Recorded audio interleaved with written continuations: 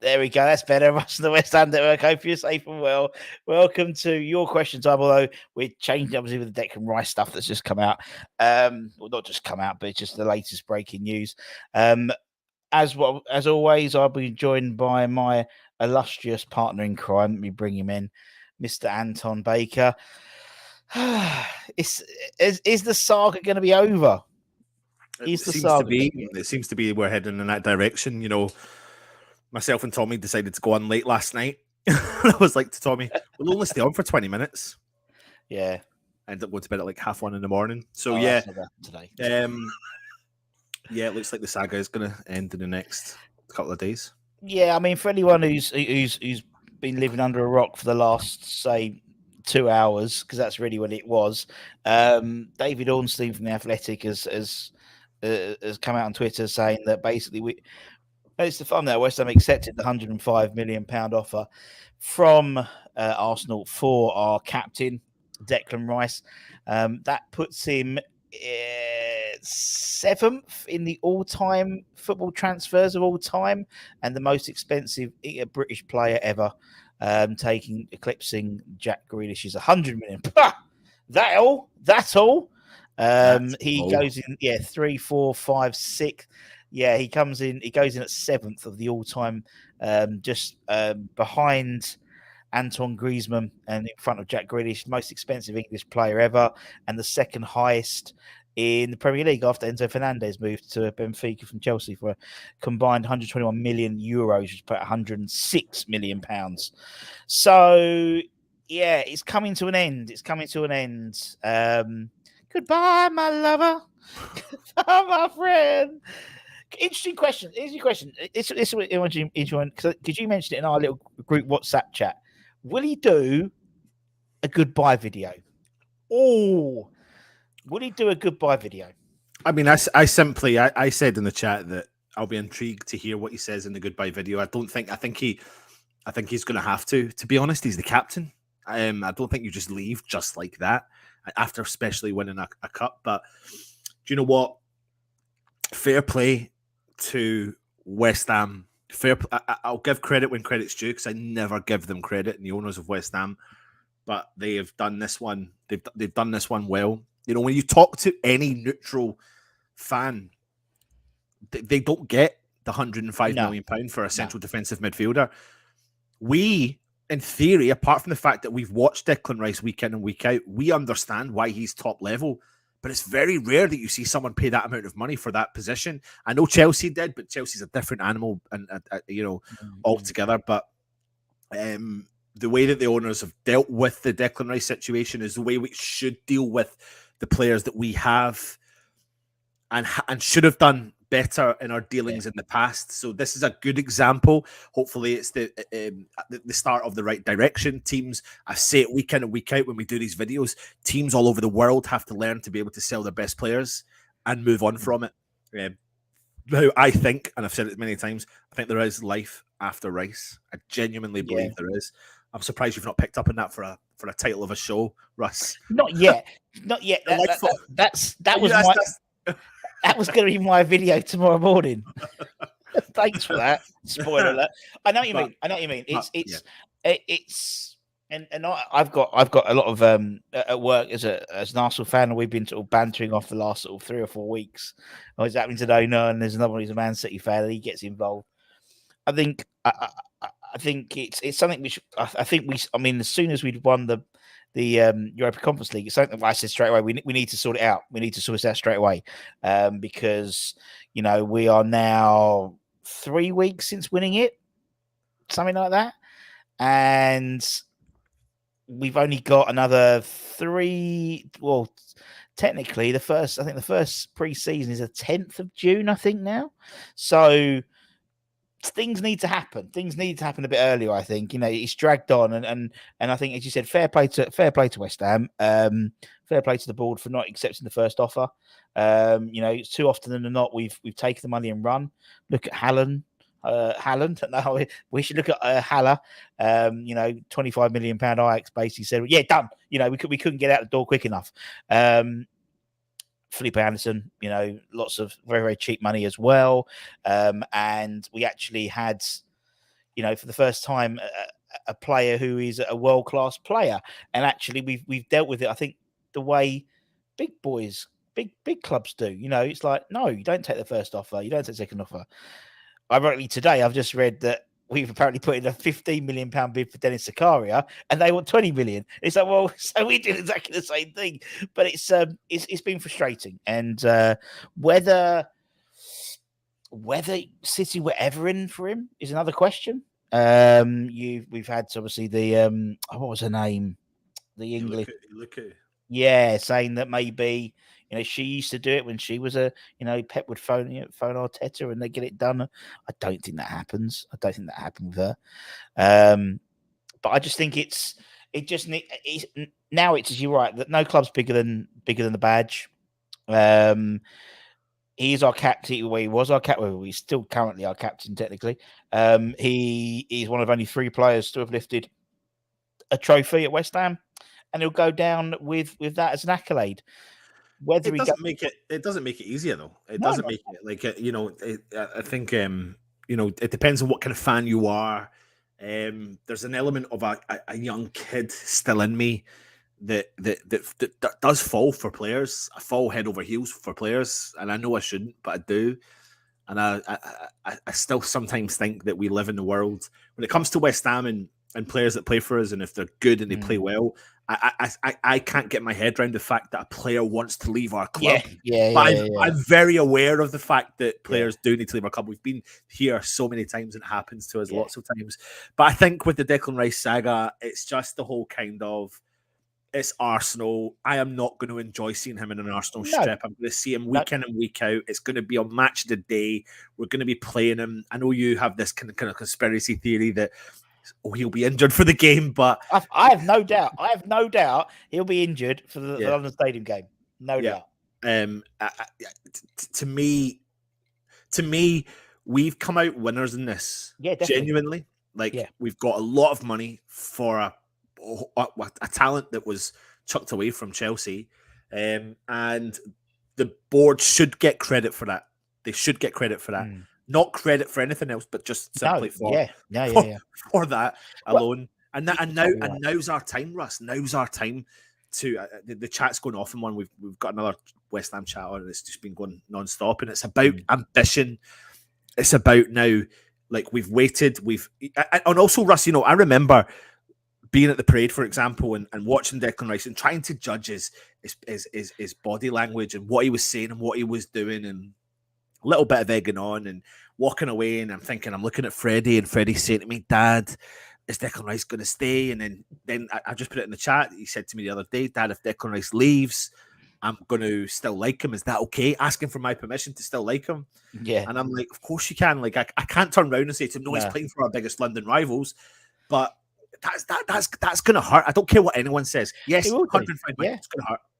Yeah, it will do. I mean, the fact is, I think Mandy made a good point a bit further up, saying that we'll probably not for a foreseeable future have a player we'll sell for that much money again. As I said, Declan Rice goes in if it all goes to plan, he'll be the 7th most expensive player ever in the world, and to come from West Ham. That is, it's a bittersweet thing as well. I think obviously we took him on from a 14-year-old lad, getting dumped by Chelsea. I never thought Chelsea would be in the running because his mum still harbours quite a big grudge with Chelsea, the way they handled that apparently. So, and I said I still think there's another move in him in his career. He may stay at Arsenal for the next 4 or 5 years and still be at an age where he can go to. He can do the big move. He can do the next big move. He can do a Real Madrid or a Barcelona. By then, Barcelona Stadium will be finished. Obviously, Jude Bellingham would have had 3 or 4 years there, so there is going to be another move in there. But I totally agree, and I think Dan in the chat, in our chat, not Dan, Dan here just said Rice is a snake, so he's already started. But Dan Fandango in the chat was saying that England, when you sort of leave the club, a lot of players I leave and keep an eye on. I don't think Declan Rice, because he's gone to Arsenal, I don't think I'm going to keep an eye on him as much, which is a shame. I think that's the problem, though, because I think as much as you don't want to keep an eye on him, you're going to have no choice because it's going to be brought to your attention because we know how much how good he is. And you know, it's a massive risk for him. There's no ifs or buts about it. Don't care what anyone says. Yeah. There is a massive risk. Every move is a risk, but this particular one, especially when you say what you say about winning trophies and this and that. And I get the whole personality side, the personal side, you know, family, being close to London. I get that. That makes total sense. You know, I'm a family man. It makes total sense, right? So I get that. But essentially, the move in itself is the one that confuses me personally. But I understand it to a certain extent. Yeah. But you literally could be 2 years down the line and Declan Rice and Arsenal may not have won anything, and Declan Rice and Arsenal may not qualify for the Champions League. Yeah. Again. And there's a real chance that happens. Whereas if you said Man City won't qualify for the Champions League, you'd be like, nah, I've got more. I think Chelsea under Pochettino, with a couple of players that they bought last year having a season under their belt, have a genuine opportunity to push themselves up the league this year. Yeah. And depends, I suppose you could say, what we do. And I'm not saying we're going to push top four. I'm just saying this is where ambition comes. And this is me going back to my original point, right? Or one of the points I was trying to make. We signed 8 players, 180 million last summer. Yeah. We've never followed that up with another season of spending big money that I can remember in my lifetime. We've never followed that season up. So therefore, this is an opportunity that we've come across where we're going to have a whack of money to invest into this squad that needs the investment, but can push us on. That's why I say there's always life after Rice, because in actual fact, sometimes when you look at Rice in the middle of the park, sometimes it forces us to play that way because Declan Rice is the main man. So we have to, we're forced to play to his style of play. So if Rice goes, we have to be different. And that's not necessarily a bad thing. I know what you mean. I know what you mean. And sorry, and I know we're going to talk through it as well because there's going to be loads of questions and loads of players talking. But when Matt put up his wish list, say, for example, of players, you know, in theory, we should be targeting all those players that he's put up on the wish list that is spending about 130, 140 million. Yeah. And that gets us from that wish list very good players, Russ, that excite me. Yeah, I think exactly. I mean, when we go through some questions. Some people put some questions in the community tab, so we'll go through them. But I mean, when you look at, for example, Maddison 40 million to Spurs, you're thinking. I mean, that's probably means Maddison goes to Spurs. Harvey Barnes will be 40 million. If Maddison's you know, sort of where they sort of see each other as players. So you're thinking, I don't know, mate. I mean, I part of me thinks. I mean, I know Dan made the point, you know, if Maddison goes for 40 million, I don't think Barnes goes for 40. I think he goes less. Nah, I do. No, I know his goal. I think it's the England international. It's the regular in the squad. All that sort of stuff. I think he goes, but I mean, listen, we'll have to wait and see. Yeah, it does, and you know, I think for I mean, I saw some. I think Pete Chelmsford put a point in about Bonzo leaving, and obviously for a lot of us, obviously the whole Mark Noble, you know, for the sort of our generation, he was sort of the legend, so to speak, and then you know now Declan Rice is sort of the big time leaver, and I think he actually probably. I think it's more significant. I think he's probably, in terms of everyone that I've seen come through the academy, the best player we've sold at the right time. Rio was maybe a little 2 or 3 years too early. Lampard, couple of years too. You know, Declan Rice is sort of he's coming into his prime at this time. So they've got, you know, so Arsenal got a hell of a player on their hands, and he improves them massively. He gives them a backbone. He gives them a bit of oomph. I've always thought Arsenal a bit flaky when it came to their midfield. They've always a bit petulant. How many times did he, you know, in the last 250 games when we've been a bit shit, he's dragged us up by our bootstraps. And so he'll do that for Arsenal. He'll do it for Arsenal. And it's horrible to think about it. And listen, I agree with you 100%. I think that when you look at the Arsenal setup, you think to yourself, you're 6 or 7 players away from being Man City-ish. They've just signed Kai Havertz. I think I genuinely think that's a good bit of business for Arsenal. Premier League proven, makes it's a total sense purchase, whether people like him or not. I think he's a good purchase for them. If you add Declan Rice to the mix, that's 2 towards the 6 that they probably need. I don't think they're going to get the 6 Not that they this year. probably need. No. But I suppose really, I don't know if Arteta genuinely believed at the start of the season that this team would qualify or try and challenge for the Premier League. No, I think it's probably. I think they're a bit earlier than they assumed by all accounts. Yeah. I mean, considering where they were last year to this year, it's a hell of a step change. I think with them, I think you're totally right. I think there's, and from a non-West Ham perspective, you go into if you're looking, and I know City are the now, and they will be for the next couple of years.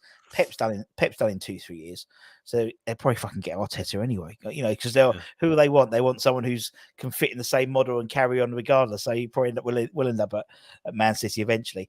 But I mean, it's a young team. He comes in, he goes in. He hasn't, to be honest, Deck ain't got to fight for his place to get in that side now. No, I think City has to. But I think he goes in. He probably goes in eventually as captain, and him and Odegaard would have a good partnership.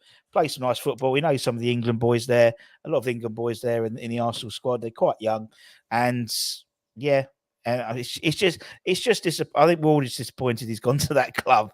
I think everyone knew he was going, it is a bit frustrating. But hey ho. Life goes on without him. Do you know where my real frustration kicks in, Russ? And this is opening up another can of worms, but it's the truth, though.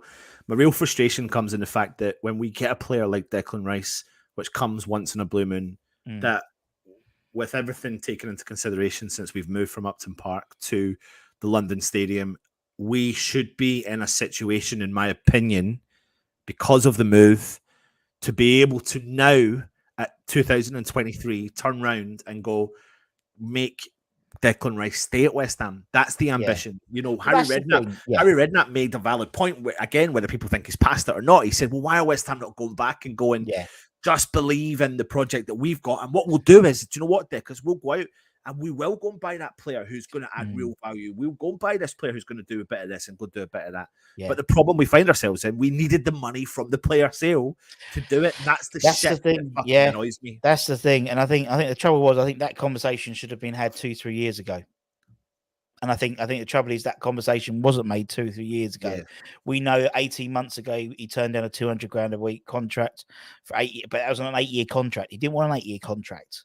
But we put it on, he wanted a 4 or 5 year, we gave him an 8-year offer.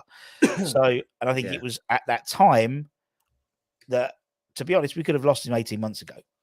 We could have easily, if a side had put money in. Now, the fact is we've kept him for another probably about 18 months, 2 seasons, and more than probably realistically he normally would have done under a normal West Ham setup.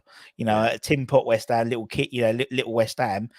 Sold him for 30-40 million to a side. We've kept him.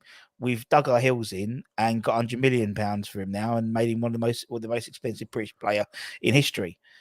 So it's damned if you do, damned if you don't, isn't it? Really. And we all sort of had this sort of like utopian view of maybe winning the conference might have swayed him, but his mind was made up. His mind was made up. It looks like it. I mean, there's people in the chat going, what is the situation? So from what we understand, what we understand is it was never, we don't necessarily believe the bid was actually rejected. What we actually said with Tommy last night, if you actually watched the show back, was it puts the conversation on the table. So West Ham have a room and Arsenal have a place to negotiate from. So what we believed last night would have been, which is what we found out since, is we thought Man City would get involved. They've obviously pulled out the hat. But what it means now is that they can start to negotiate the terms, and I believe Arsenal believe the terms they can definitely meet. West Ham want the money as quickly as they possibly can get, not over 4 or 5 year deals, which is apparently what some people are saying.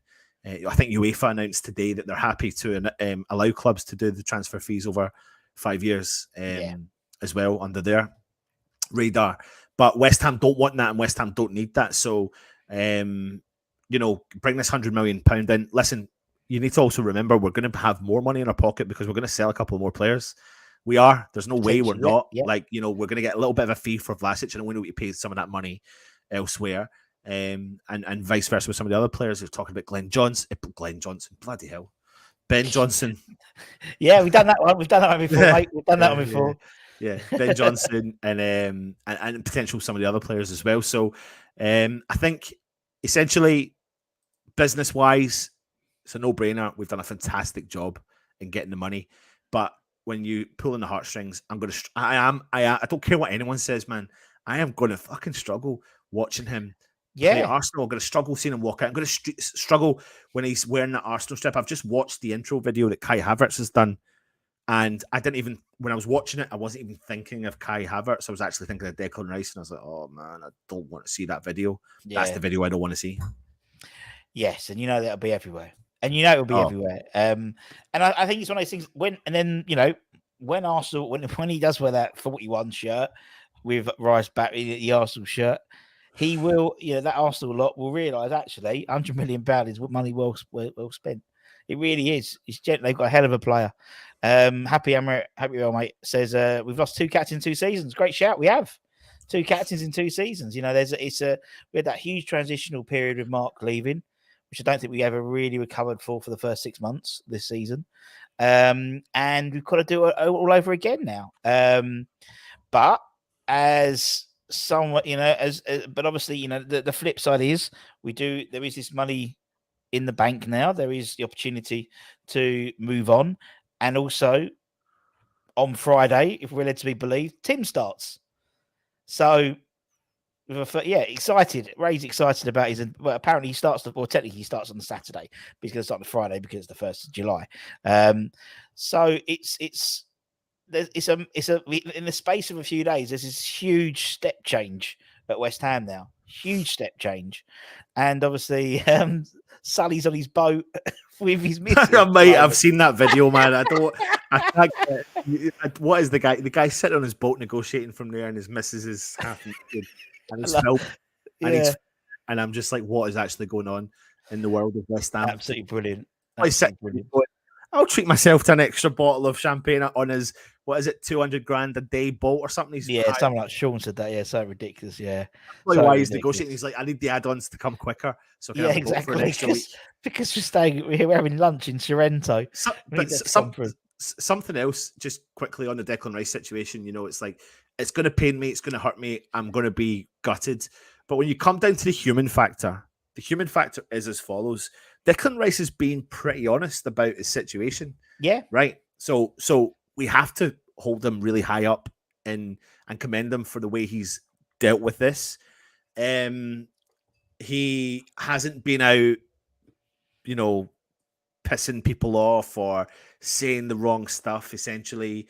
People have kids have been trying to catch him on social media and trying to push those boundaries, and things are said and things get taken out of context. You don't hear the full conversation. I don't doubt for a second the guy loves West Ham. He absolutely does. And he's going to go down in history as, a West Ham captain, one of 3 captains that have won something for us. So I really hope that we do treat him with the respect. Like I said, it's just always going to hurt me when he's leaving West Ham to go to Arsenal because he believes Arsenal's better than West Ham. Now, on paper, they are, but I hate a player for us to admit that, especially our captain. Yeah, and that's the part that's. I know what you mean.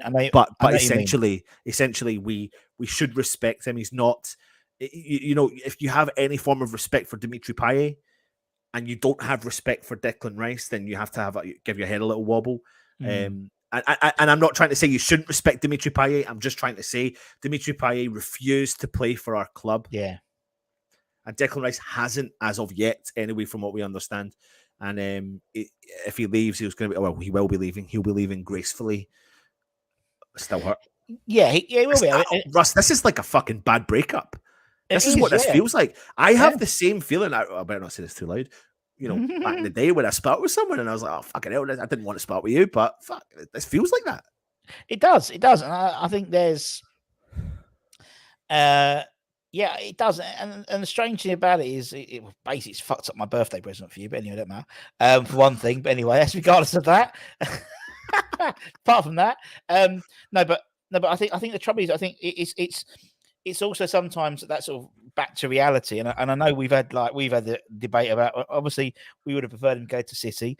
I can understand from a personal perspective, staying in London with his family. Totally get that. Understand that Arsenal, I know they choked last time, but I know they choked last year. I think that was unexpected, them to be in that position last year. And the fact that City ended up winning pretty much steamrolled in the second half of the season was hardly surprising. But they are in the conversation. You know, you're 95% of the time they're in the conversation in terms of Champions League. They're in the conversation with the FA Cup. And they think they're going to win the Premier League, but they're not going to win the Premier League. I don't think so at all for the next few years, at least until they should get those extra 4 or 5 players in. For me, the frustrating thing is I think people have taken what Rice said about England duty to context, you know, in terms of saying he wants to win stuff, and he's won stuff here. But as I said, you know, he will, and at Arsenal, he will probably win FA Cups. He will win domestic trophies. I don't think Europe is. There's a part of me that's like, please don't, and I fucking hope we do, man. In the first couple of years, yeah, I hope we do. But my niece is in Jay, and she's like fucking devastated, man. She's absolutely devastated, and I get it, Jay. We all are devastated, but you know, this is Jay, my niece, whose proper, real first experience of losing a player that everybody loves. You know, and I've been trying to explain that we've been here, done that, wore the t-shirt several times. But I just think it's one of those things where for me it's like it's right. It's football.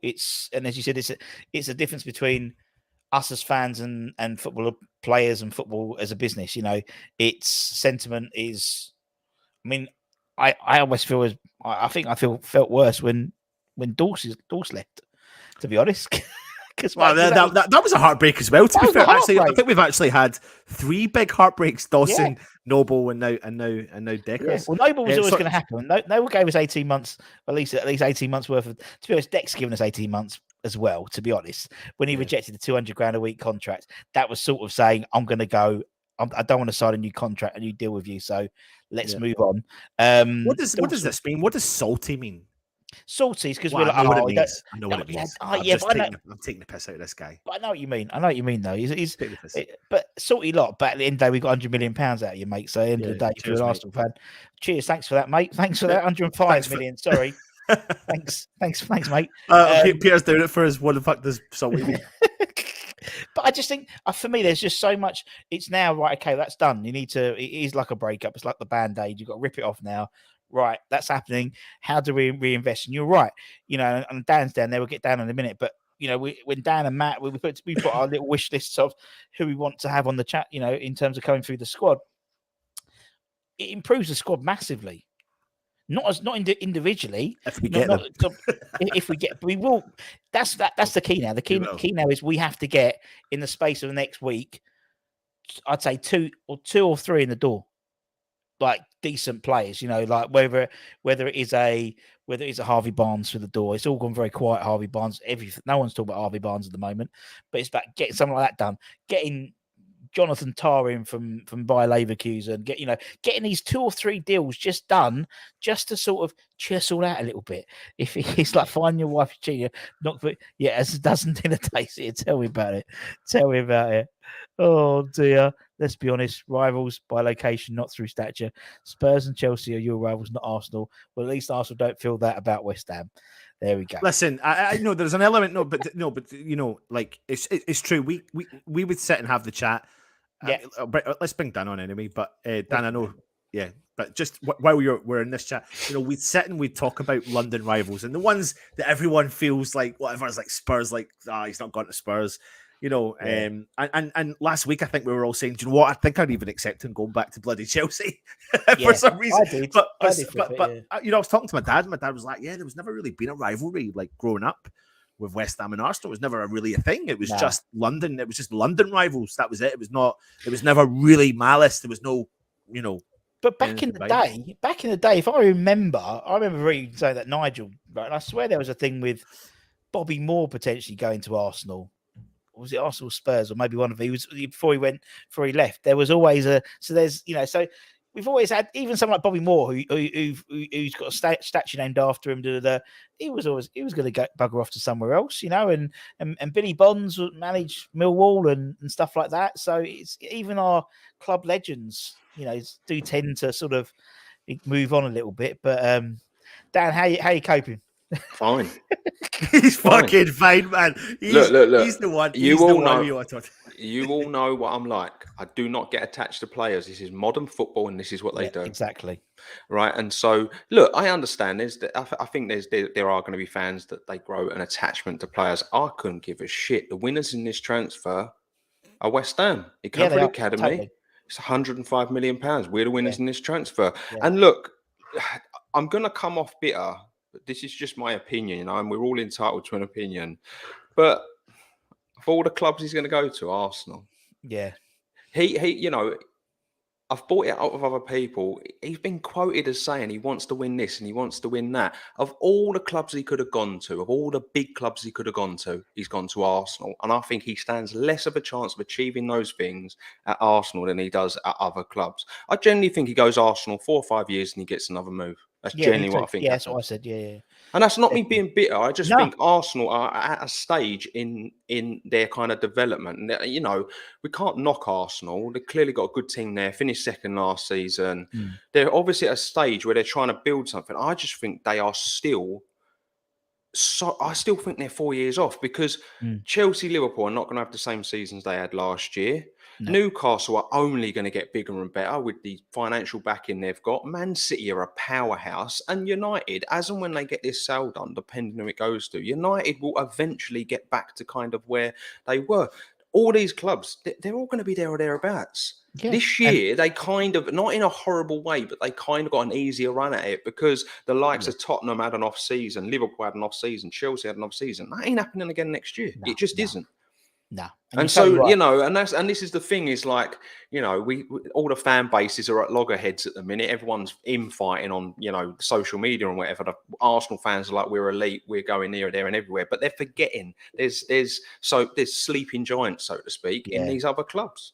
Totally right. And don't forget, and Chelsea haven't got no European football next year. So no, exactly. And Arsenal have. Their schedule's going to be tough. Me and Matt have just been talking about it in our little group chat. The fact that they think they're going to be able to play their second string. The Champions League ain't the Europa League. The Champions League is so hard. You're always going to get drawn against a big German team, a big Spanish team. You can't afford to rest your players the way you would in some of the other competitions. Yeah, totally, mate. I am one of the rare ones, though. I don't care. The minute that you don't play for us, I couldn't give a shit. I don't care what you win, what you don't win, what you do with your career. The minute you don't wear claret and blue, I don't care. Because for me, it's all about club first. I don't support players, I support West Ham. No, and for me, I agree with that, yeah. This sale, as long as the money is reinvested correctly and we show the correct ambition, this sale secures the club's future. And what you said there, Dan, as well, it's true. The part I hate is the length of time it takes, which I understand. We're in the world. That's it. It does big transfers, though. But that's the part that gets me, especially when it's a player that we do like and has added value. So, yeah. I think it's always worse, though, because we say this a lot, lads. We all, especially yourselves, you run a fan channel. We live in this West Ham bubble, and I'm sure there's Arsenal fans that have lived in their bubble, and this has kind of rumbled on for them. And I'm sure if you're fans of other clubs, I'm sure they go through it. We just don't see it. I'm sure they do go through it. It's just but for us, it's all elevated because it's our star player who's being linked with moves to move to another club. So it's always going to be worse. Yeah, totally. And as you said, because there's this sort of academy thing. I mean, look at the shit the fan base went into when we sold Dean Garner. It was like the end of the world, and Nobes had to come out and say we didn't want him to go. It's funny you said that, though. I remember at the time when he went at just going back to that very quickly. It was between Dean Garner, Eberechi Eze, and Said Bin Rama. That was the three players. It was either sell Dean Garner to get one or the other. And I think at the time, our first choice was Eberechi Eze, and we couldn't get the deal done, so we went for Ben Rama. But for me, that was great business by West Ham. That was was it not 25 million? What was it? 20? Not when he went. Diangana went for 19 million. Yeah, 19 million. Yeah, I mean that's something we didn't pay a fee for either. No. So Same that's as one Beck, of the, yeah. but that's one of the players. I know we focus on all the shit transfers. We do because we've not done really good business over the years. But when we do good business, we should shout about it. Like Diangana was good business. 19 million never cost us a penny. And Declan Rice never cost us a penny. And what's Diangana gone and done with his career? I mean, not really much, is he? Exactly. My whole thing on the Declan Rice thing as well, because I can clearly see there's a few Arsenal fans in there, and they're all feeling, they're all kicking off. I didn't care. I genuinely, for all the Arsenal fans, I don't care where he goes. I didn't care. All I cared about was that we got the most money possible, and your club were the ones that were happy to shell out the most. So good luck. You got yourself a decent enough player. One player in the midfield don't guarantee your success. Let's hope Arteta turns him into a world beater. Me personally, don't think it happens. That's just my opinion. I think he's a very, very good cog in a well-oiled machine. Do not get me wrong. I think he makes that midfield tick. If they and as well, like I actually think the Havertz signing is an astute signing. I actually think that if they can get the best out of him, they've got a player. He just wasn't used properly at Chelsea, and we've seen that happen before. Kevin De Bruyne, Mo Salah, they're now world beaters, and they both played for Chelsea. Speaking of Kevin De Bruyne, obviously famously the director of football who took him from Werder Bremen to Chelsea, or from Chelsea to Werder Bremen on loan, Tim Steindl, hopefully starts on Friday. Entering the world of West Ham on Friday. I really hope with a big bit of money. I really hope he comes in and he walks in and he does this, and it's a big list of players. A big list of players, and we start. Might as well shit himself. He's like, oh fuck, you've got a list of players. What? Russ, do you know what, Russ? It'll be your fucking list of players. It'll be this. Yeah, where's my list? Where's my list of players? It'll be this list. He'll go, Russ has kept it. I'll find it. I'll download it. Yeah, Russ has kept his list of players. No, I mean, in all seriously, I'm not one for coincidences, but is it with 2 days before potentially he starts work, he walks in with and his first thing is to get rid of. He's been working. They've been sorting this out for ages, and it's like you think about Chelsea and Enzo Fernandez. That deal where it took all summer.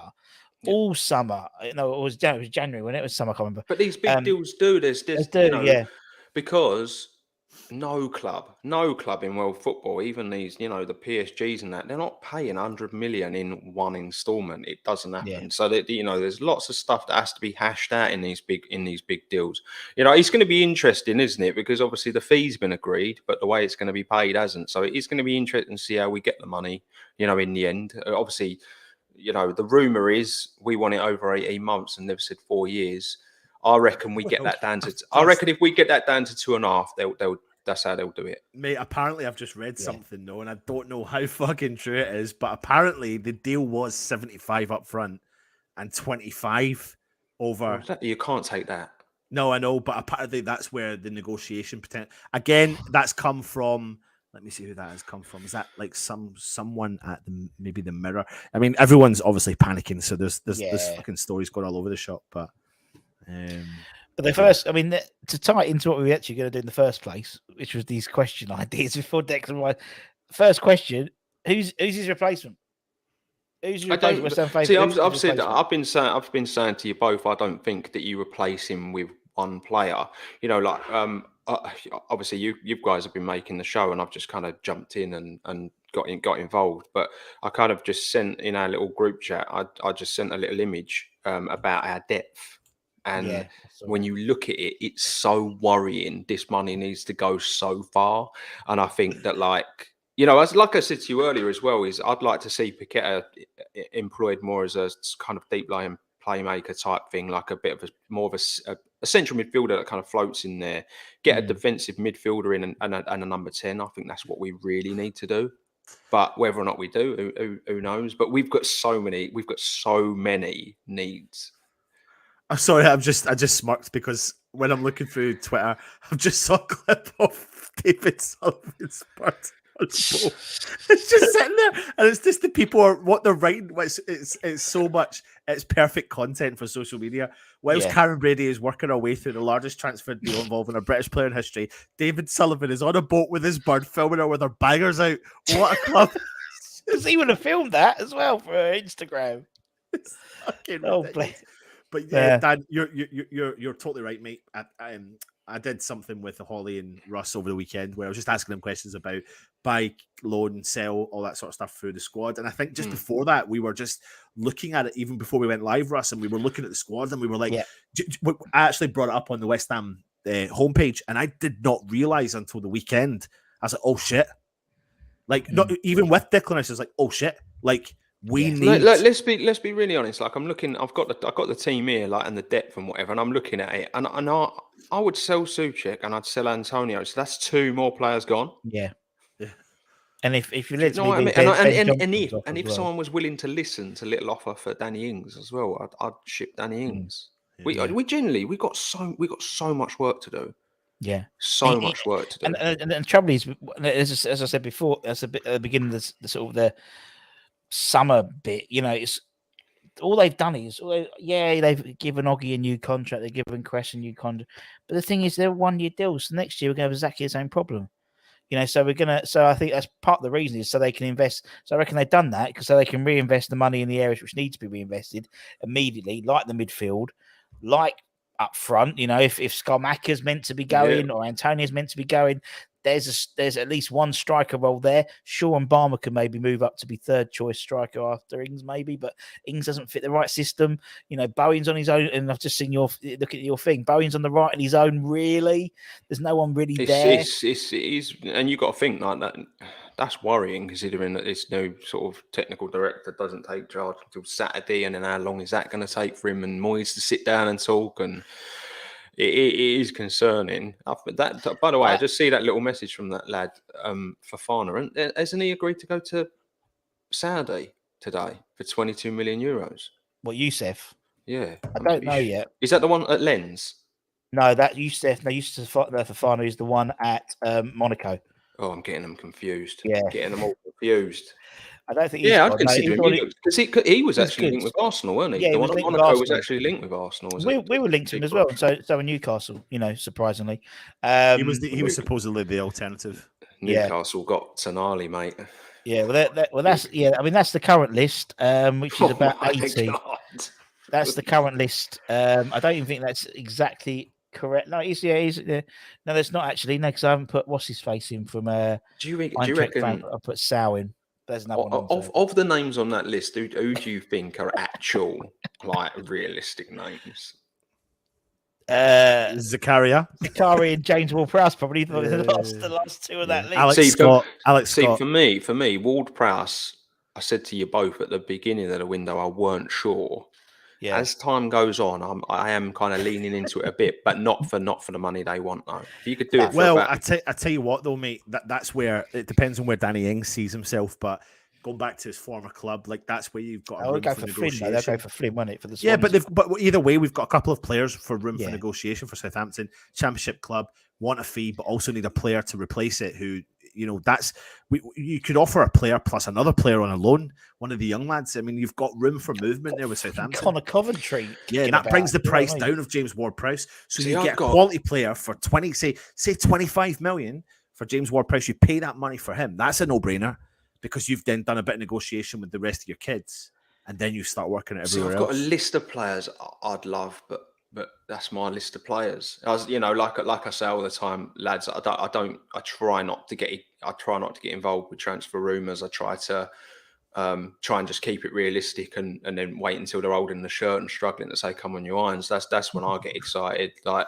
because like you've just shown that list. Like how long's the window been open? And look at all them names. And it's just silly. It's just silly. Like getting yourself involved in every single rumour. It is just exhausting. So tell us about it, Dan.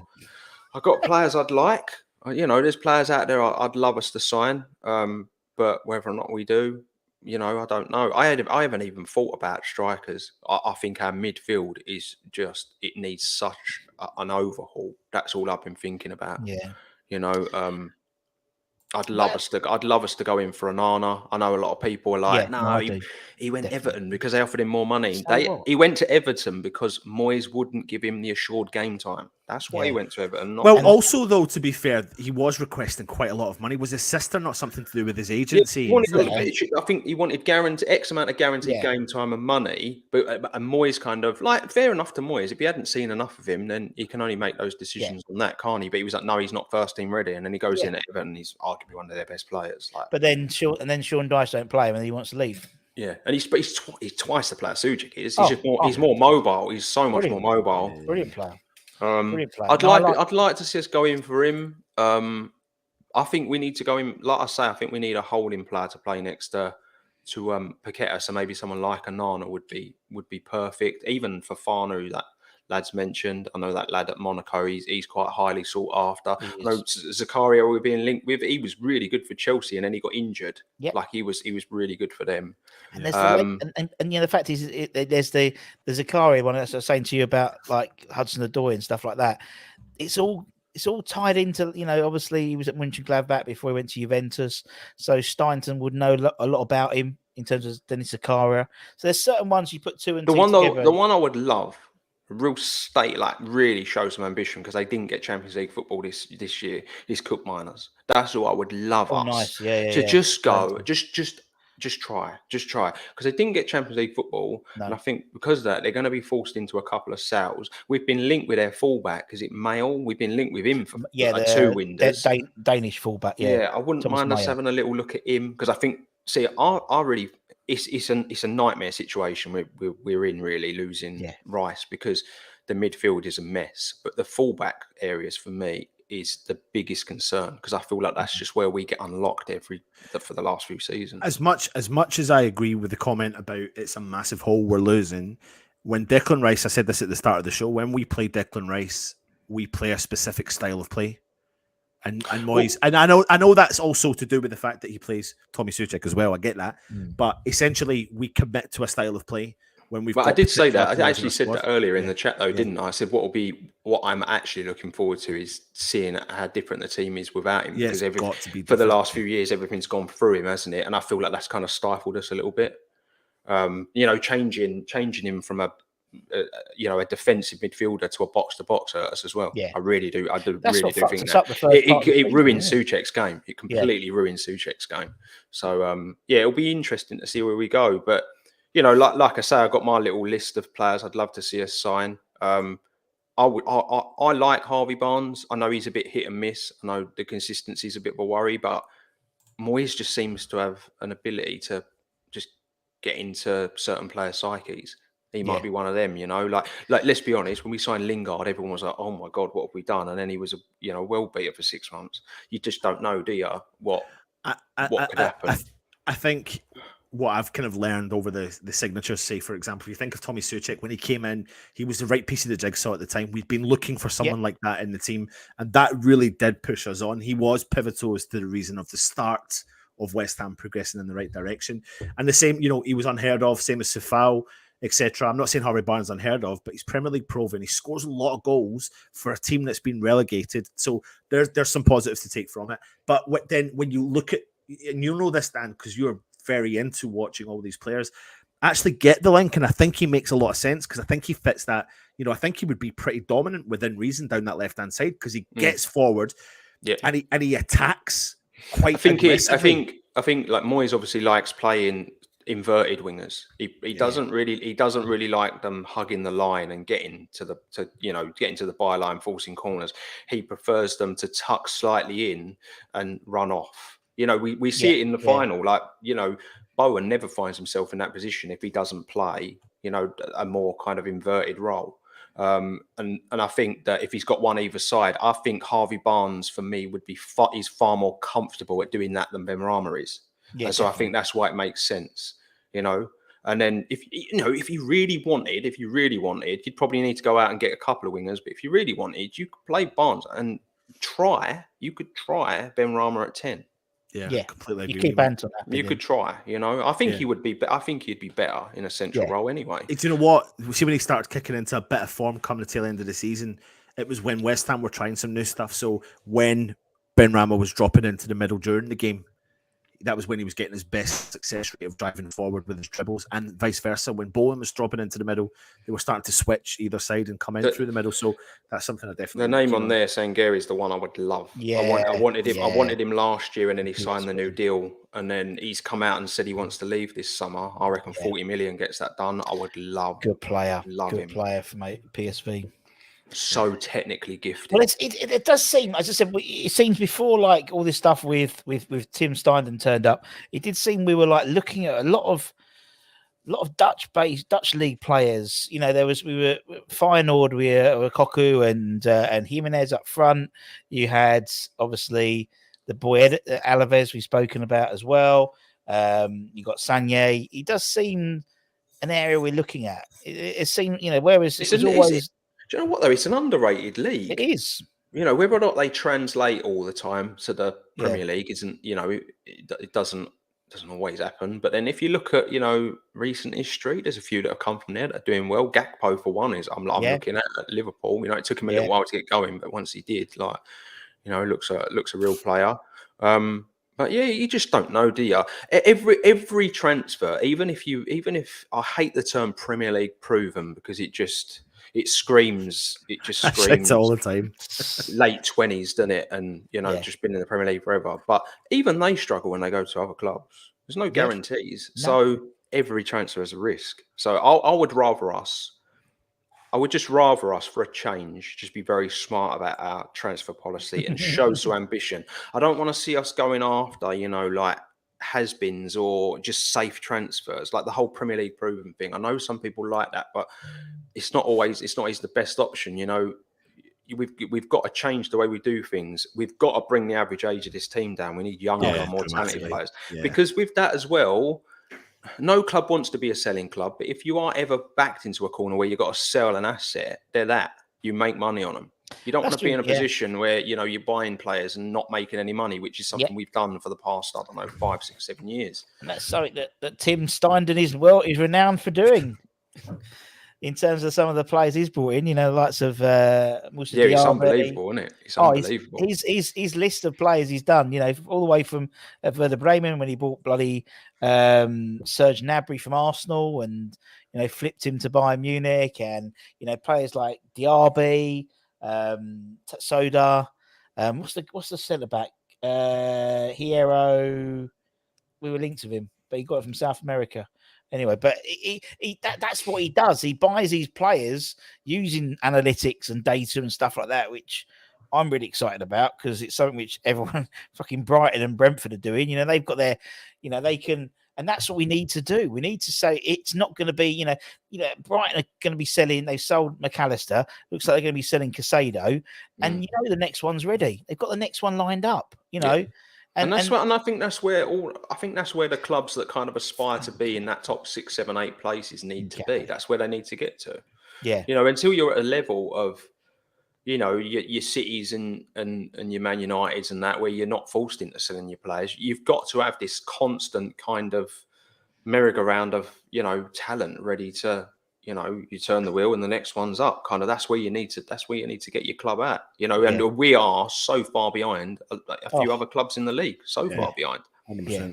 Oh, totally. I mean, you look at, as I said, one of the I remember when we were looking at potential replacements for Moyes, and Potter was one that was heavily linked. And I think X said that when asked about Potter with his source, he was told that he's only good because Brighton got a good computer. Well, you know what? It's funny, right? Because the Chelsea move almost proved that he was a little bit of a fraud, didn't it? Because the Brighton were playing some really good stuff, and we all thought it was Potterball. He left. De Zerbi comes in, and they've got even better. And it's kind of like almost like it's almost just like that's Brighton's way. Yeah. That's just their style, and that's how they do things. So and Brentford as well. Brentford the same, aren't they?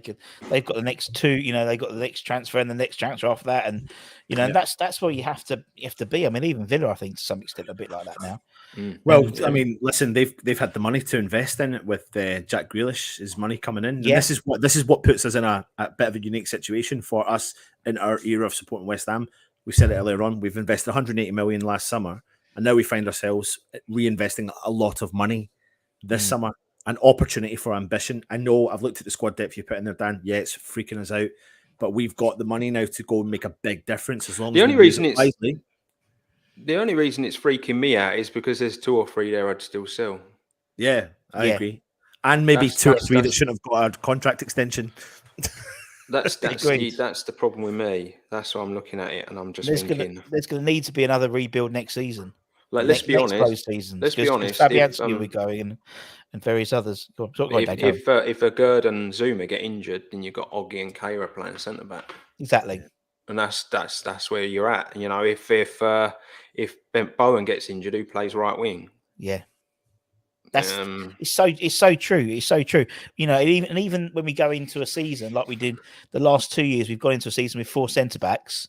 By halfway through, we're down to 2, if not 1, in Cresswell, and it always happens. So you know, it's like everyone's like, we need to get a replacement Declan Rice. No, we need to get another centre back because you're going to get. We need another first choice centre back because at the end of the day, Zuma will get 25 games out of him. We've needed a first choice centre back for about 2 seasons. You get 25 games out of Zuma. You've done well. You've got Oggy as cover for the Europa League group stages. You've got Tilo Kehrer. You need someone like, as I said, someone like Jonathan Tah, 15 million quid. I think it's absolute bargain. Should be done next week. Just get it done. You know, when team comes in, we're playing bloody Bayern Leverkusen in a friendly at the end of the, you know, end of the summer, you know, pre-season. So there's certain things which need to be done. As you said, a centre back, definitely central midfield, and then as I said, that wing position. But as you said, yeah, we still don't know what's going to happen with Skamaka. The thing is, with Declan Rice money coming in, you know, what happens with him? You know, and obviously we got someone put in the chat about Freddie Potts. We've got Freddie Potts and Barmer. I think you'll see them integrated a lot more this season coming because the Skamaka one's a big issue, isn't it? It's a big problem because we can't keep getting sucked into this this process of 1 year it didn't work, sell. Yeah. We've got to give a striker a chance, and for me as well, I think Skamaka was just hugely unlucky. He had a injury at season, but when he did play, there was flashes of really good stuff. Because it shows how shit Antonio is, in my opinion, just in terms of his movement and the way he's just second nature, knows what to do. Whereas Antonio always thinks he's surprised and being like he's a different striker. He isn't going to run the channels, you know. But what Skamaka gives you is he can hold the ball up, and his eye for a pass is exquisite. And when he breaks into the box, it's a striker. You can see that striker's movement when he's in and around that 6-yard area. That's a striker, you know. So I just think he was hugely unlucky. It depends what you want to listen to. I'll read some stuff where Moyes is like really high on him, and then you read other things where it's like, no, as long as we get back what we paid, we're going to sell him. Again, it comes back to that transfer bloody merry-go-round where it's like, what do you believe? And if you believe the Evening Standard, West Ham have had initial talks with Alex Scott's representative, so he could be one of the first players coming in. See, the only trouble I have with that sign, he's a fantastic looking talent. I just can't see Moyes letting him play with the reins off. Moyes is all about shape. Yeah. Moyes is just all about shape. It's not even about tactical shape. It's just about banker 4, banker 5. Don't let anything in. And I think that you take away everything good about a player like Alex Scott if you make him do stuff like that. You've got to let him have a free roll. Yeah, I watched a lot of him last season. I thought I was looking at him and I was like, he's going to get a move to a big club. So someone's got to come in now. He's just got it in it. He's just got that sort of. You can just see it with some players. You can just see it, and I think he needs a move to someone like a West Ham so he plays football. You're totally right. I think he's. He dances on ice every week. He does. He does. We've got another question, Russ. I want him gone. Anyway, it's enough about me and that. Russ. I need to clip that actually and put it out separately. Russ's. I don't know. I want him gone. For bloody Antonio. Not a fan of Antonio. Right. I said another question. What have we got here? Okay. Based on what we've just been speaking for the last 59 minutes, how optimistic are you about the upcoming season? Chris Southall 2254 Obviously, 225 was I'll taken. jump in because obviously Ant's known me longer than you have, Russ, and Ant knows that I am not the most optimistic of West Ham fans, and never have been. I'm the ultimate realist, unfortunately, and I always downplay every season. And then when something like this year happens, where we like lift a trophy, then I can cry like a woman, and and have the best time. It's just that's how I am. If we get this, if we can get the squad right, what I would really love this season, if we can get the squad right, is I'd like us to just concentrate on the Europa and just pick up enough points in the league. Because honestly, I'd take another 14th place in a European final over, top six. I just would. I just go Champions League, and that's how I look at it. I just think that you've got more chance of winning that than you have finishing top 4. To get Champions League, so just go for a trophy again. That's what I'd like. Sort the team out and just go for a trophy. I know don't get me wrong. I know the Europa League's harder than the conference. I've seen some of the teams in it, but we're top seeds.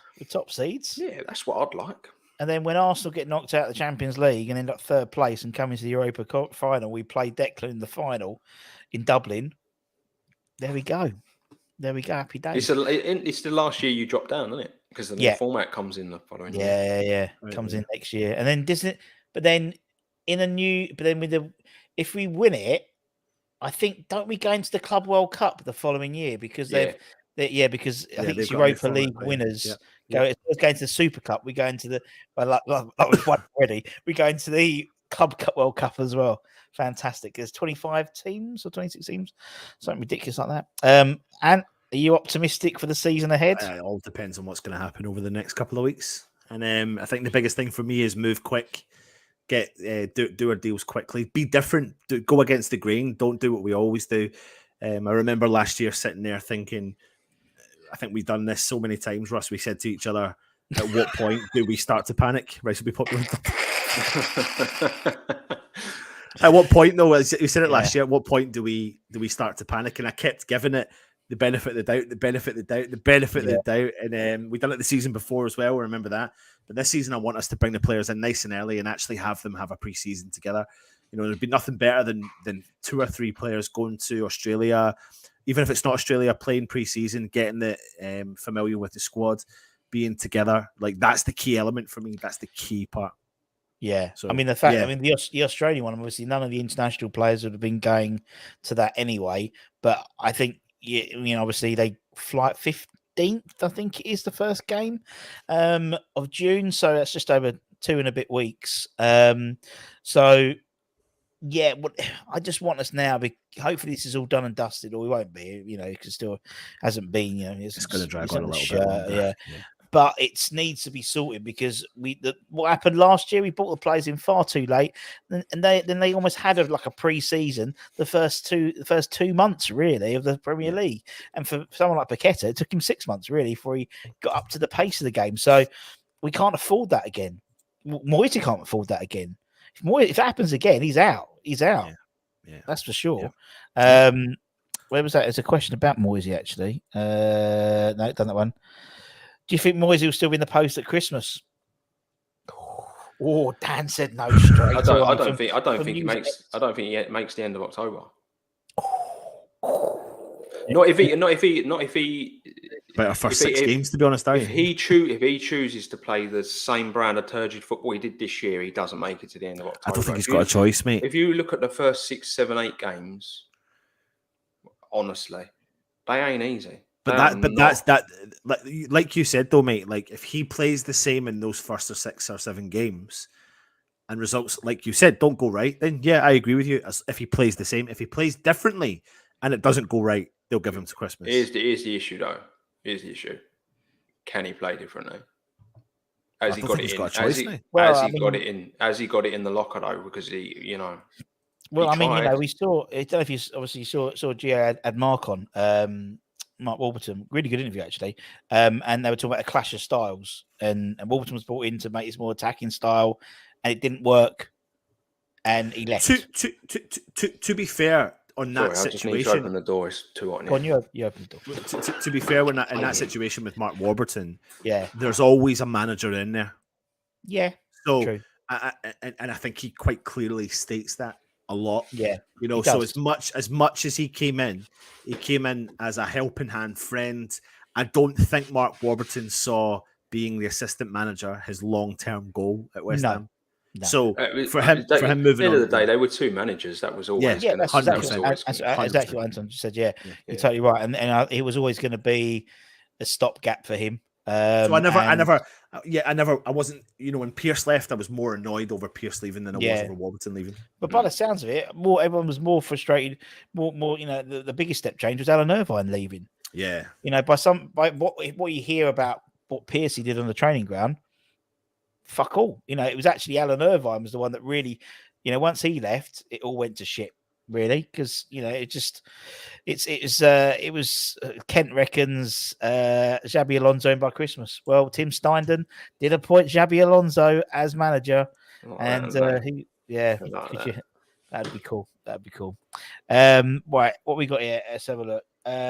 If you had to choose one of finishing fourth, an FA Cup final, or retaining it's not called it's actually called the Conference League now. They've taken the word Europa off it. It's called the Conference League next season. As our last game of the season, what would it be? So, so last game of the season, it's finishing fourth, last game of the season, or the last game of the season would be FA Cup final, or the last game of the season would be a Conference League, retaining the Conference League trophy. I've seen us win the Conference League. I've seen that now. I'm an old romantic. I love the FA Cup. Yeah, that's the one for me. Yeah, that'd be nice. Yeah, I think, and then a fourth season of European football. Exactly. I mean, just keep it going. Keep it going. And I've said it before. It's like it was something Moose said like a while ago, and people dug him out. And actually, I was like, do you know what? No, I don't like him very much, but actually for that I sort of respected what he said. He was talking about being relegated and winning the Europa Conference League. So I'd rather West Ham got relegated if it meant we won the Europa Conference League, because what's football about? Football's about winning things, and it's true, you don't get a medal for finishing 17th. You don't get a medal for finishing in the Champions League spots, but all those players and all of us have got that memory of them lifting that trophy. And it's, for me, it's all about winning something. I don't, it's not, as you said, I'm happy with as you said, like a Europa League run, maybe to the final and a top 10, or 12, it doesn't, it's all about the cups. And I agree. It's the easiest way to get into a fucking League Cup. Just go, we've won a third rate European trophy. We could win a third rate, At the end of the day, for the fans, all we want to see is our clubs win trophies and silverware. That's and a day out of a final. That's what we want. Like, we don't care. Really, let's be honest. Like, maybe some of the bigger clubs finishing in the top four is a bit different for them. Maybe it's a bit more important. But like, it's an elitist mentality, really. If you think that, I think that's more of an elitist mentality. You'd rather finish in the European places than win something because they're used to winning stuff. Yes. I think for clubs like West Ham, do you know what I mean? Like we don't win much, very often. So we'd much rather see that. Yeah. Always happy Emirates says drop out of Europa and win back-to-back conferences. Another record-breaking stats. The first ever side to. I think we'll be the only one. We'll be the only team that's able to do it. Well, I think generally, I think because of us winning it, sides like Villa, who obviously qualified, they're going to take it seriously. Yeah, they're going to take it seriously. Yeah. The fact is, Villa are going as one of the favourites, same as we were one of the favourites right from the beginning. And actually, it's us and Fiorentina were probably the two, and Villarreal probably the three sides who were favourite in that tournament. And it ended up being us versus Fiorentina. And actually, it's relatively, in all honesty, a simple. I mean, we won more games in the conference than we did in the fucking Premier League, and it's such a, as you said, it's such a simpler way of getting to Europe. So many more games. Alan Pardew's on TalkSport saying he wants to get back into manager. Would you have him? I'll give you my Pardew story. I do. Alan Pardew's the only manager I've obviously. This will be coming to my 23rd season at working at the club. Still haven't had that testimonial yet. I'm due a double now, but if Cresswell's not going to get one, I'm not. And Alan Pardew was the only manager who wanted to know what music we were playing. So there was this little shitty. Well, we've all seen him dance. Yeah, exactly. So there was this little shitty manager's office at Upton Park, by the it was like really just off to where the tunnel was. And it was Jeremy at the time. Oh, what are you playing today? I said, I don't know, like this and that, and bubbles. Play a bit of Rat Pack. That'll get him going. Yeah, a bit of Frank Sinatra. That'll get him going. No, he fucking loved Frank Sinatra so much so that he without telling us, he went to the Rat Pack show at the Savoy Theatre and went backstage and basically booked Dean Martin to come on the pitch at half time and didn't tell us. Didn't even know the words to Bubbles. And actually, funny story, Jimmy Walker, he was apparently he met him like he was like reserved, he was like on the bench and he met the Dean Martin and Dean Martin said, "Oh, you can come to the show whenever." Apparently Jimmy went to the show about 40 times that season because he had nothing to do. They just went to the Rat Pack show. Oh, good old Pardew.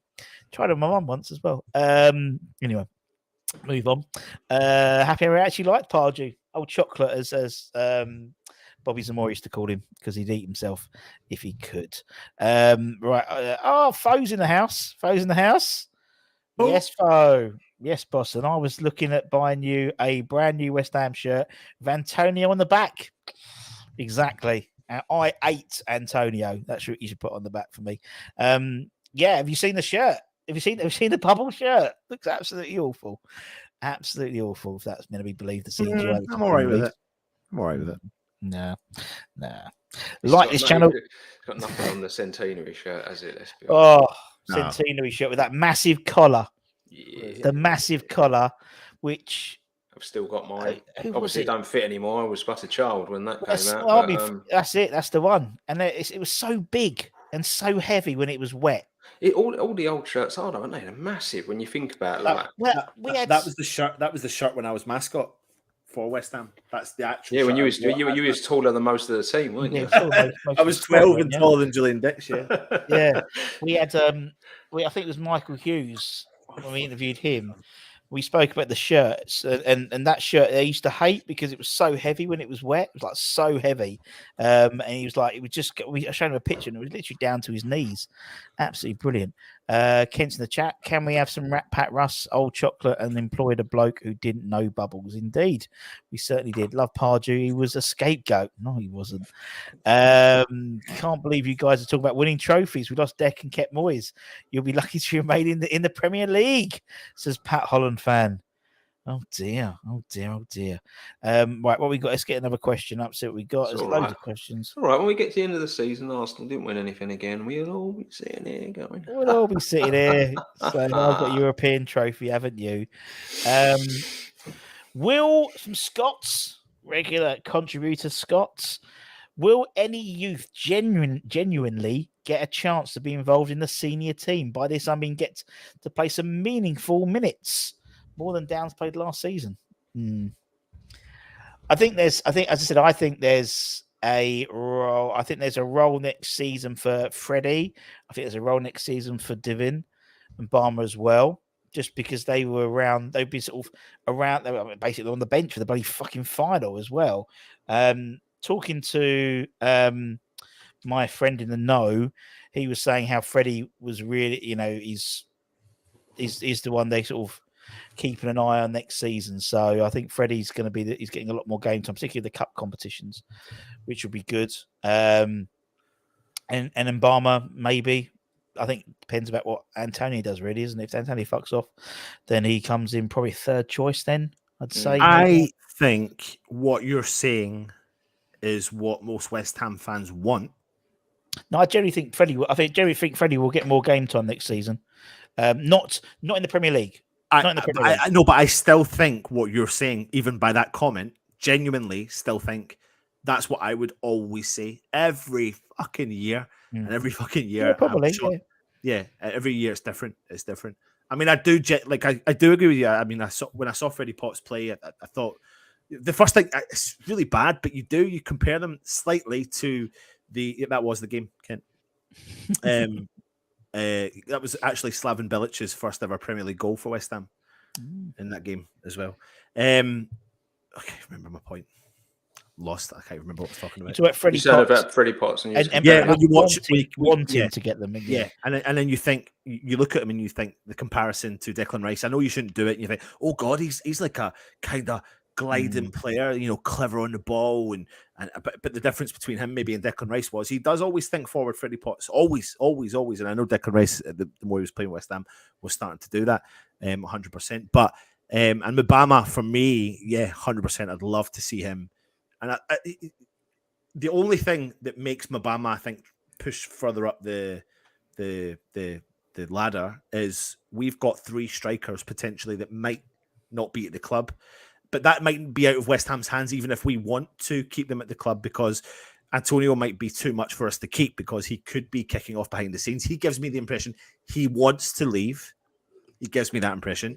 Danny Ings might just be hanging about thinking, well, if these 2 guys go, then I could be the main man, but I don't think he should be the main man. And Skamaka situation is growing arms and legs, so we have to wait and see what happens there. So Mbama may find himself being the backup striker, but by default. By default. But we've also got my other man, Kadoa. Yeah, it's Kadoa. I mean, he's a fucking baller, man. I'm so surprised no one's talking about him. Yeah, so Kadoa. Yeah, I think because Mbama gets all the. He's just a bit more. I don't know. Anyway, but I mean, you got Marshall as well. Callum Marshall, good play. Obviously, you got George Earthy. You've got Ollie Scholes. You got Casey. But you've got Louise out. We've got Louise out from Sao Paulo. But quickly on the youth. The youth could be vital for us getting deals over the line from players that we need to bring in without having to spend a shitload of money. So I'm not thinking. I don't think there's going to a lot of these players are going to be leaving us permanently. But I think if you look at the Sunderlands, the Southamptons, they're going to be looking at players that have had some element of Premier League experience, some element of European experience. They're looking at the Mubamas, they're looking at the Scarls. And then West Ham, and look at Leeds as well. If we've got any interest in any of those players, let's use that. Give them the experience they want in the Championship. I think that's where their big year comes this year. And then no disrespect to the youth, but I think it's easy to look good. Oh, it is, Playing the level they play and then coming in for the odd European game against that level of opposition. I think it's easy to do. When you're asking them to come in and maybe play some Premier League minutes, it's a whole new ball game. Totally right. You're totally right. That's the thing. They are playing again, and that's one of the big downsides. Is the way it's set up at the moment. And I'm not a big Moyes sympathiser, but when he gets pelters for not using the youth, I do sometimes think they know what's going on more than we do behind the scenes. Yeah, totally. And it's not like he's so clued in. As I said, he's the only. As I said, we've said before. Where he can give him a chance, he does. He's given more academy players a first team debut than any other manager in the Premier League history under West Ham. But as I said, they're not in the Premier League. They only gave one, which was Jeremy Ngakia against Liverpool randomly. But you're totally right. You're damned if you do, you're damned if you don't. Yeah. If he put in a side and he played like some of the youngsters against Spurs or whatever, and then we got turned over 5 or 6-0, then what the fuck are you doing? You can't win.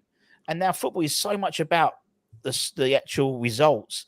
You can't have that claret tinted glass mentality. It's worth too much for every club just to remain in the Premier League these days. Yeah. And that's why this is the season where they've got a chance to go and prove themselves. I was never a big fan over the last couple of seasons of some of our youth players going out on loan when they did. But this is the season I can actually see the benefit of it, because we need to push on with this money and with what the squad, if we keep that momentum of the players that we signed last year, the tail end of the season, push forward with that this season and bed in quickly some reasonably British proven players or who have played in the leagues here, then that will do us wonders. But these youth players will become part of the negotiation. I can't see how they wouldn't. Southampton, Sunderland are sniffing around. I mean, apparently Okaflex is off the Sunderland now. Yeah.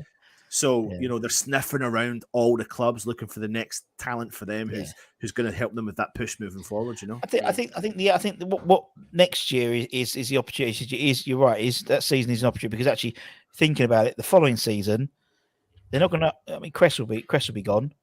Yeah. So if Ollie can go out and play a season in the Championship, at least he'll. And then if we don't resolve the left back situation, which we need to, but if we don't, he could come in as a as a backup centre back. I find that option of them going out on loan to a championship team far more important for their development than playing in the Premier League. The Championship is harder to play in than the Premier League, in my opinion. That's a tougher league to play in because there's so much on the line.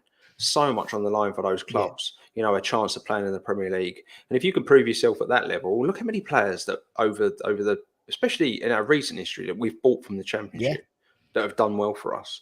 It's clearly a proving ground. Especially for young British talent. Yeah, totally right. Totally right. And then obviously they come back. I mean, it's like, as I said before, we're into the keep, sell, whatever you're going to do. It's like all the like Nathan Trott and like, I mean, the lad's gone back out on loan again. Like, when's it too much? Connor Coventry, you're not going to get a look around the first team. Just get. I'd rather get rid of than have a decent career. Look at Josh. Josh left, and by virtue of Vincent going to Burnley and then him he's a Premier League player, and that's how football works. And someone like Josh, I'm buzzing the fact he's in the Premier League. There's a comment there. He said he played Rooney at 16. If we had someone of Rooney's level at 16 in our academy, he'd probably be playing week in, week out. Rooney's that's a completely different kettle of fish. Yeah. But I think and I think we've always had this sort of utopian view of academy players. I've always likened it to FIFA. It's almost like they've got like a silver attribute card because they're an academy player. Where actually, Connor Coventry ain't going to get into any, isn't going to take any, and he's not. And he's probably. Well, it's like I've been saying in the chat as well, and I know like me and Luke have been having a bit of a laugh about it, but like I know there's like people that are really high on Downs. Downs for me is nothing but a squad player. Like, I don't like comparing players because every player's like their own. But like him and Rice are the same age. Exactly. Yeah. Right. So there's just levels to this game. There are just some players that are just going to be far superior and far better than others. That's just how it is. And so, Rice is making his debut at 18. Goes on to play all those games for us, just becomes like a world-class player. That's why you sell him for 105 million quid. Exactly. And that's why like Downs isn't getting a lot of people really wanted Downs to play. And don't get me wrong, at some points of the season last year, I was asking for him to play a few minutes when Souček wasn't playing too well. But, is he really good enough? I just think he's a squad player. I just don't see him as an out-and-out starter. I think he's more a squad player, Yeah. And I think there's certain players. That's why I could see when the link to Southampton came up, and obviously Martin was obviously his manager at Swansea, and they had a really good relationship, and almost like that sort of Moyes Lingard relationship, and you could see it quite happily, easily moving at Southampton. And I thought, he'd probably thrive going somewhere like that, but it would be it'd be a first teamer and stuff like that. There's and I think.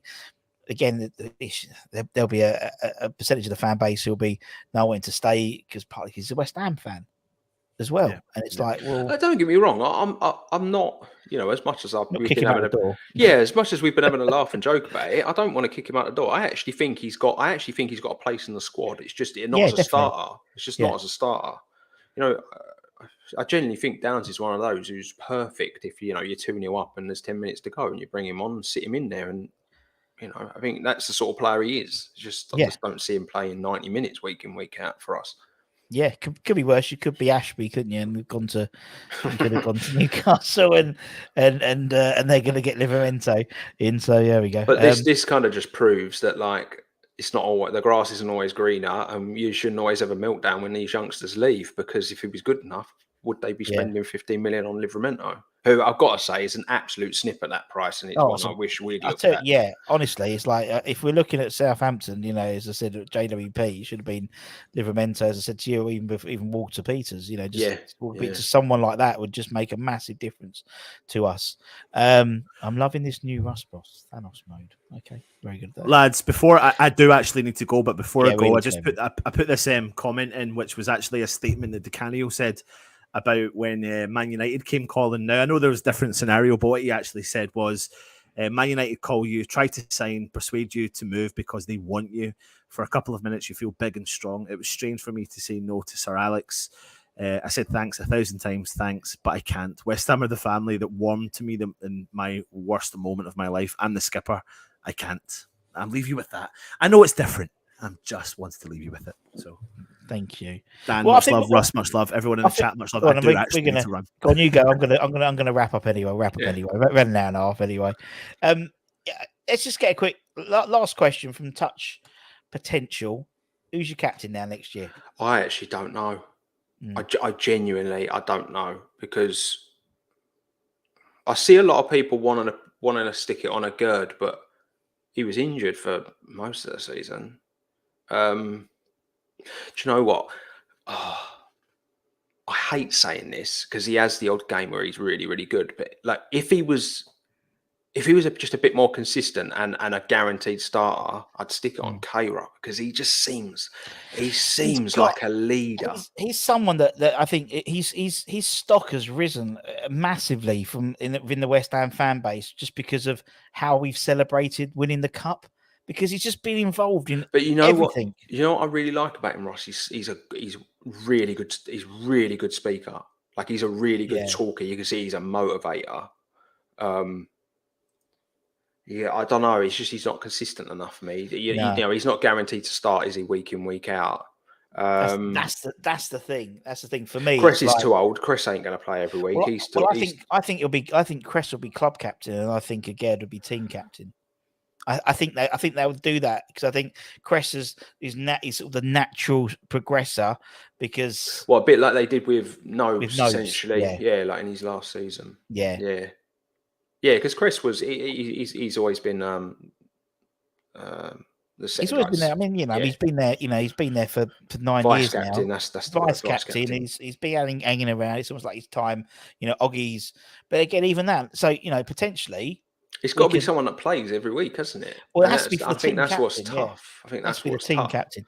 But the trouble is, we'd have, if Cresswell then was our club captain, then in another season we'd have lost 3 club captains in 3 seasons. Yeah, because you'd have got Noble, then Deck, and then Cresswell. So it's a real tough one. I genuinely don't know who I would put the armband on. Do captains really matter anymore? I don't see. Generally, I thought Declan Rice did as a captain. I generally thought he had that sort of but again, it's this old school mentality about him. Who was like, and as I was saying right at the beginning, Arsenal got a hell of a player. One thing I've always said about Arsenal is they were quite petulant in their midfield. They bottle things. They just don't have that sort of like grit. And he brings it. I mean, how many times this season did he?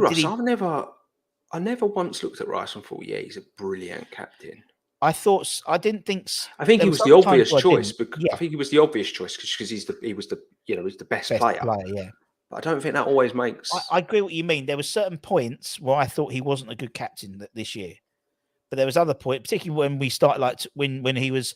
There were certain times this season where he's been the one who's pulled us up by our bootstraps, and that's what a captain to me does. But he didn't do it very often, and sometimes he'd throw his arms up in the air, and and there's just choices. Sometimes too much arm waving. Obviously, we don't know what he's saying.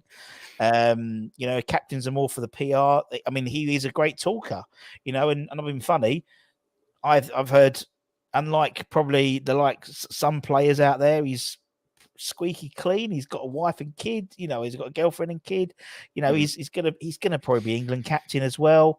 So it's the marketability of him is phenomenal. Any brand could, from a marketing perspective, any brand, he's in safe hands. I'm a weird one as well. Like I prefer the captain to be on the back of the team. I've always preferred that. Like I've always preferred sort of a deeper midfielder or a defender to be the captain. I just feel like they see more of the game. Exactly. I'm never a fan of like a forward like Harry Kane being the England captain, just to make, or even like people said Bowen. But again, I just don't see Bowen as being that person who's gonna. No. Is Bowen gonna stand up to if I don't know, Zuma doesn't do something right? Is Bowen as a captain gonna turn around and say fucking sort yourself out? No, just hasn't got that presence for me. And I don't think you look at some of the. I'm just looking at other players have been other players have been linked with. I don't know. I mean, Souček, he's been a captain before. But then, would you buy a captain? But would you? But what does that say to the rest of the squad? That's what I think. Although Declan probably does walk in and be, then Odegaard's captain of Arsenal, isn't he? So would he take over? Maybe that just tells but maybe it says to the squad that your mentality needs to change. You need more leaders. You know, if you go out and buy someone who's like a natural born leader, like you got to think of it like players of the past. So say for instance, like you buy Prime Gattuso. You're telling me we bought in with the current team, you ain't sticking the armband on him. You would, wouldn't you, straight away? There's just certain players that just If we went and got fucking what's his face, ooze it. If we got someone like Amrabat in, Amrabat scored Declan Rice at that final. He was, he was the best player on the pitch. If he went out and got Milinkovic from Fiorentina as well, he would be that sort of Vidic type centre back, fucking, or even if we hadn't got Milinkovic, Savic from Lazio, as you were right, these guys ooze sort of leadership. And the rest of the squad looks at a player like that and they're like, wow,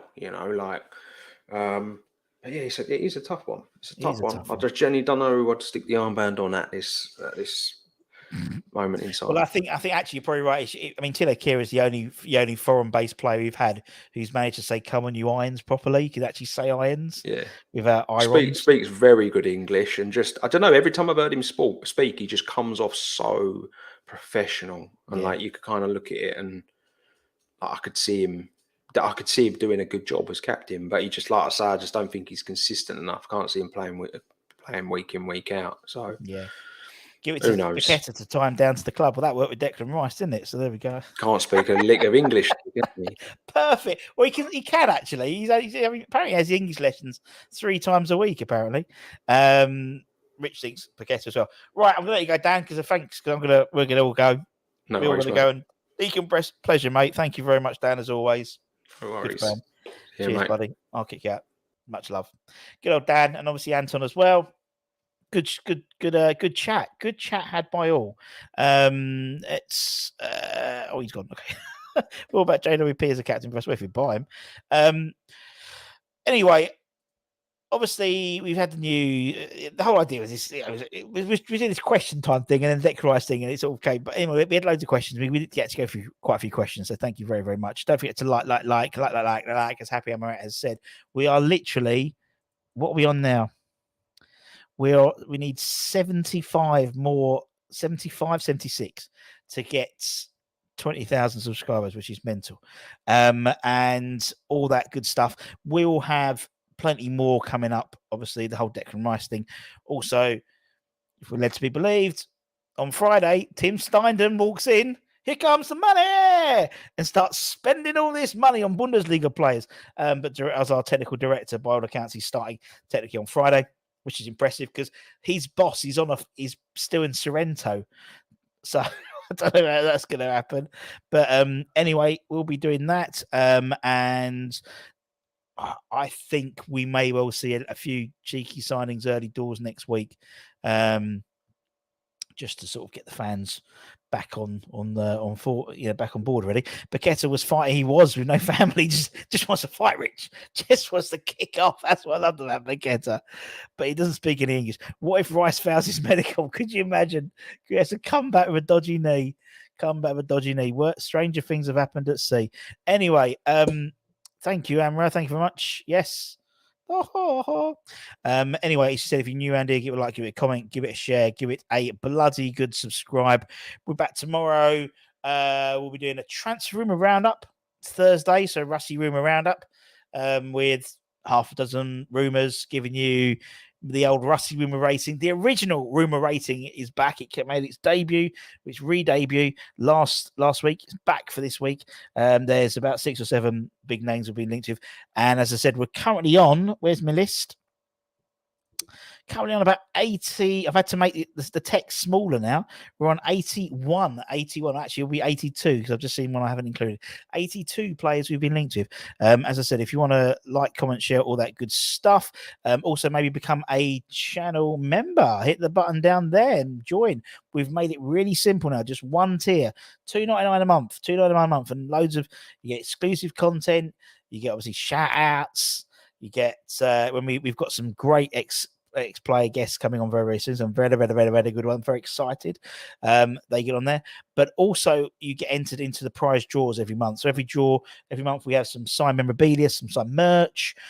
This month we had a signed shirt. We've also had a signed football.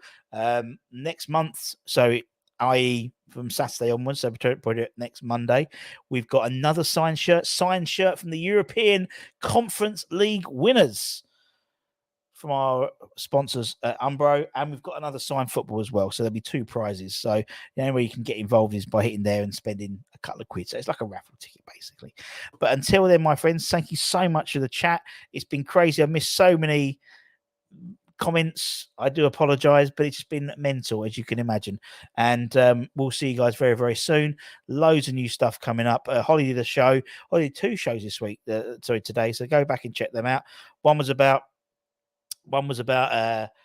how can we keep our other players, and the other one was about Areola and various other bids going in for players, apparently.